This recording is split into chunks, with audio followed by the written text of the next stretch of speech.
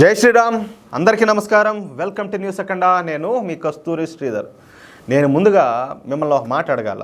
మన దేశం మీద మొఘలాయుల దండయాత్ర జరిగింది.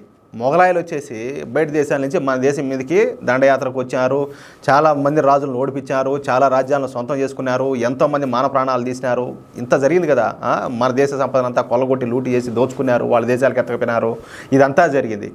కానీ ఈ వచ్చిన మొఘలాయులు అంటే దండయాత్ర చేయడానికి వచ్చిన వాళ్ళు ఎంతమంది వచ్చినారు, కానీ మన దేశ జనాభా ఎంత, మన రాజ్యాలెన్ని, మన రాజులు ఎంతమంది, ఈ దేశాన్ని పాలించినటువంటి మహా వీరులు ఎంతమంది ఉన్నారు, వచ్చిన వాళ్ళు ఎంతమంది ఉన్నారు, అందరూ కలిసికట్టుగా ఐకమత్యంగా నిలబడుకొని ఉంటే కనీసం మన దేశ సరిహద్దుల్లో కూడా వచ్చిండేవాళ్ళు కాదు, తరివేసిందాం. కానీ వీళ్ళకి ఒకరంటే ఒకరు పడక, ఒకరి మీద ఒకరు అసూయతోటో లేకపోతే ద్వేషంతోటో, వీళ్ళలో ఐకమత్యం లేకపోవడమో రకరకాల కారణాలతో పక్కనోడికి చనివిచ్చేందంటే వాడు మనల్ని బాగా వేసిపోయినాడు, ఊరికే కూడా కాకుండా.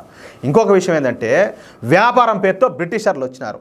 బ్రిటిషర్లు వచ్చి వాళ్ళు కూడా అదే విధంగా మెల్లగా వచ్చి వాళ్ళు కూడా మన దేశాన్ని హస్తగతం చేసుకొని మన దేశంలో మనల్ని వాళ్ళ బానిసలుగా మార్చుకొని మన మీద నెత్తినెక్కి కూర్చొని వాళ్ళు పరిపాలించారు. ఇక్కడ ఇంకొక విషయం చెప్పేదా, బ్రిటిషర్లు ఎంతమంది వచ్చారు మహా అంటే, కానీ ఒక పై స్థాయి అధికారులు తప్పనిచ్చి కింది స్థాయి అధికారులు ఆఖరికి సైనికులు కూడా అంతా ఎవరిందంటే భారతీయులే. అంటే మన దేశాన్ని వాళ్ళు ఎక్కడి నుంచో వచ్చిన ముండాకొడుకులు మనల్ని బానిసలుగా మార్చుకొని మన దేశాన్ని పరిపాలిస్తూ ఉంటే మనోళ్ళే వాళ్ళకు సపోర్ట్ చేస్తా, వాళ్ళు ఇచ్చిన ఉద్యోగాలు తీసుకునో లేకపోతే వాళ్ళు చేసిన ముష్టికి ఆ చిల్లర కోసం ఆశపడో లేకపోతే వాళ్ళకి భయపడో వాళ్ళ కింద మనం అణిగి బతికినాం. అలాంటిది కొంతమంది స్వాతంత్ర సమరయోధులు వాళ్ళ ధన మాన ప్రాణాలు అన్నింటినీ కూడా వెచ్చించి పోరాడితే మనకు స్వాతంత్రం వచ్చింది. ఇంకొక విషయం ఏంటంటే మన వాళ్ళే బ్రిటిష్ సైన్యంలో చేరి బ్రిటిష్ సైనికులుగా ఉండి ఎంతోమంది స్వాతంత్ర వీరుల్ని పొట్టన పెట్టుకున్నారు. అవునా కాదా? దీన్ని బట్టి మీకు ఏమర్థమైంది? మనలోనే దరిద్రులు ఉన్నారు, మనలోనే దుర్మార్గులు ఉన్నారు, మనలోనే దేశభక్తి లేని వాళ్ళు ఉన్నారు, మనలోనే ధర్మం మీద ఒక దృక్పథం లేని వాళ్ళు ఉన్నారు, మనలోనే నీచ నికృష్టులు ఉన్నారు అనేది మీకు అర్థమవుతుందా లేదా? ఇంకా అసలు విషయానికి వస్తా.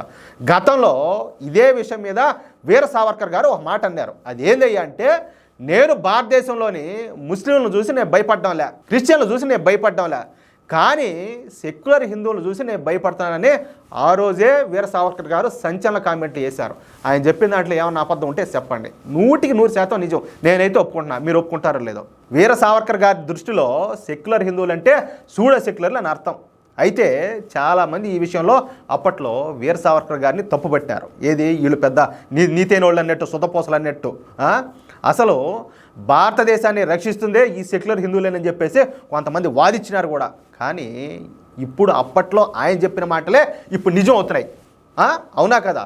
అందుకు సరైన ఉదాహరణ ఒకటి ఉన్నది, చెప్తాయనండి. స్వరభాస్కరం ఏం వచ్చేసి ఒక హిందువు పైకి ఏంటంటే సెక్యులర్ అని చెప్పుకొని తిరుగుతూ ఉంటుంది. ఏమకు హిందూ మతం మీద ఏ మాత్రం గౌరవ మర్యాదలు కూడా లేవు. నేను ఇంకొక మాట చెప్తా, వీడు గారు పోయి ఒక అన్య మతస్థుని పెళ్లి చేసుకునేది, కానీ తాను ఒక నికార్సైన హిందువుని అని చెప్పుకొని తిరుగుతూ ఉంటుంది. ఇక ఏం ఒక బాలీవుడ్ నటి తన సినిమాల కన్నా కూడా తన దిక్కుమాలిన సెక్యులరిజము అలాగే ఒక దుర్మార్గపు స్టేట్మెంట్ల మూలంగా ఈయనకు బాగా పేరు వచ్చింది. ఇంకా అసలు విషయానికి వస్తే 2019లో ఢిల్లీలో ఈ సిఏఏ వ్యతిరేక అల్లర్లు అయితే జరిగినాయి. నిజానికి ఇవి హిందూ వ్యతిరేక అల్లర్లు అని చెప్పుకోవచ్చు. ఈ అల్లర్లలో అనేక మంది హిందువులు మరణించగా అనేక హిందూ వ్యాపార సంస్థలను ఈ జాంబీగాళ్ళు అయితే లూటీ చేశారు. ఈ అల్లర్లకు కారణమైన వాళ్ళు ఇద్దరు ముఖ్యంగా. వాళ్ళు ఏంటంటే ఒకడు వచ్చేసి ఉమర్ ఖాలిద్, రెండో వాడు వచ్చేసి షార్జిల్ ఇమాం. ఈ ఉమర్ ఖాలిద్ అలాగే ఈ షార్జిల్ ఇమాంలే ఢిల్లీలో జరిగిన హిందూ వ్యతిరేక అల్లర్లకు అంటే సిఏఏ వ్యతిరేక అల్లర్లకు కారణం.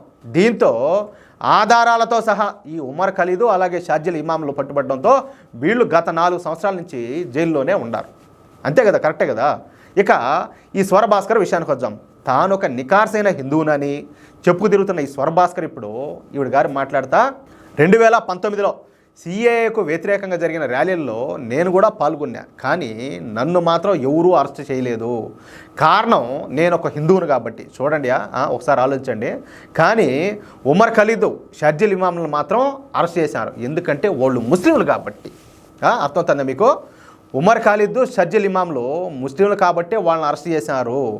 వారు ముస్లింలు కాబట్టే వాళ్ళను గత 4 సంవత్సరాల నుంచి బెయిల్ కూడా వేయకుండా లోపల పెట్టినారు. కానీ నేను హిందువును కాబట్టి నన్ను ఎవరు అరెస్ట్ చేయలేదంటూ ఏ మాత్రం సిగ్గు లేకుండా లజ్జ లేకుండా ఈ స్వరభాస్కర్ మాట్లాడింది. తద్వారా ఏంటంటే ముస్లింలకు హిందువులపై ద్వేషం పెరిగేలా రెచ్చగొట్టేలా వ్యాఖ్యలు చేసింది. ఎందుకు చెప్పి నేను చెప్పేది అర్థమవుతుంది కదా మీకు.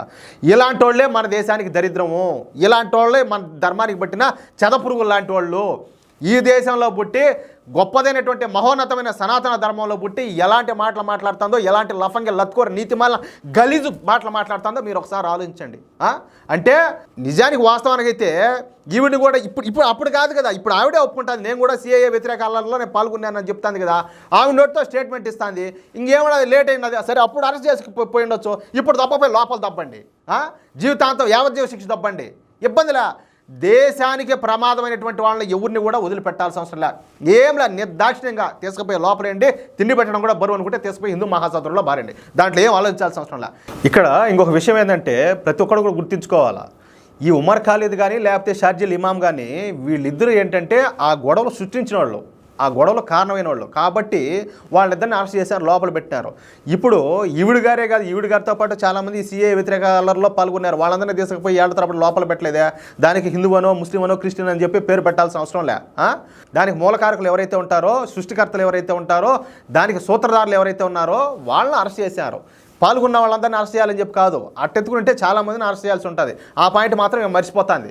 ఇలాంటి సూడో సిక్యులర్ హిందువుల మూలంగానే మన దేశం ఇలా తగలపడిపోయింది. నేను ఈ రోజు గురించి మాట్లాడడం లే, ఈ రోటి నుంచి ఆ రోటి వరకు చరిత్ర చూసుకుంటే, ఏది గత చరిత్ర చూసుకున్నా ఈ రోటి వరకు కూడా ఈ మాదిరిగా మన దేశం ఈ మాదిరిగా ఉన్నదంటే ఇలాంటి వాళ్ళే కారణము, దీంట్లో డౌట్ లేదు.